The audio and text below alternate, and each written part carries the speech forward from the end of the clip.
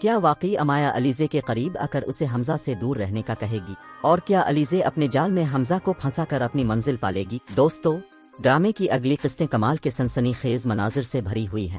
Party کے ہنگامے میں جب حمزہ اپنے والد کی باتوں میں الجھا ہوا تھا تو علیزے ایک کونے میں خاموش مگر پر اعتماد کھڑی تھی کہ اچانک امایا اس کے قریب آئی اور طنزیہ لہجے میں کہا، تم آخر ہو کون؟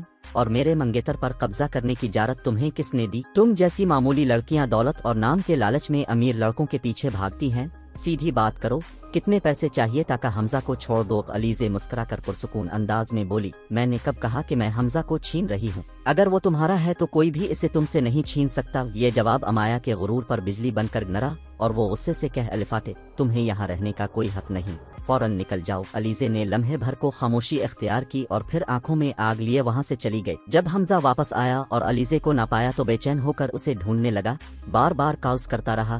آخرکار علیزے نے فون اٹھایا تو حمزہ تڑپتے ہوئے بولا، تم اچانک چلی کیوں گئیں؟ علیزے نے نرم لہجے میں کہا، وہاں میرا کوئی کام نہیں تھا، اس لیے واپس آ گئی۔ یہ سنتے ہی حمزہ بے قابو ہو گیا اور پہلی بار اپنے دل کا حال کہہ دیا، علیزے، میں تم سے محبت کرتا ہوں، تم سے شادی کرنا چاہتا ہوں، میں چاہتا ہوں تم ہمیشہ میری زندگی کا حصہ بنو۔ علیزے حیرت کے ساتھ بولی، اپنے ابھی یہ بھی نہیں جانا کہ میں کون ہوں اور کہاں سے آئی ہوں؟ مگر حمزہ پرعزم لہجے میں کہتا ہے، مجھے کسی چیز کی پرواہ نہیں، نہ خاندان کی نہ حیثیت کی، مجھے صرف تم چاہیے اور میں تم سے شادی ضرور کروں گا۔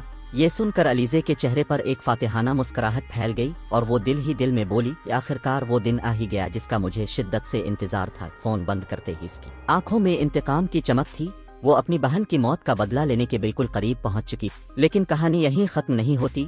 دوسری طرف سکندر اپنے والد سے شکایت کرتا ہے کہ کمپنی میں اتنی بڑی پوسٹ علیزے کو دینا سراسر غلط ہے، کیونکہ نہ اس کے پاس تعلیم ہے نہ تجربہ۔ باپ بیٹے کی یہ باتیں سن کر فیصلہ کرتا ہے کہ حمزہ کو سمجھانا ہی پڑے گا۔ وہ سخت لہجے میں حمزہ سے کہتا ہے، علیزے اس پوسٹ کے قابل نہیں، اسے فوراً فارغ کرو۔ یہ سن کر حمزہ کے صبر کا پیمانہ لبریز ہو جاتا ہے۔ وہ سب کے سامنے بلند آواز میں کہتا ہے، ایسا کبھی نہیں ہوگا، اگر آپ لوگوں نے علیزے کو نکالا تو میں بھی اس دفتر میں قدم نہیں رکھوں گا، اور غصے میں وہاں سے نکل جاتا ہے۔ اب سوال یہ ہے کہ کیا یہ علیزے کی جیت کی شروعات ہے یا پھر حمزہ کی زندگی کے بارے دنوں کا آغاز؟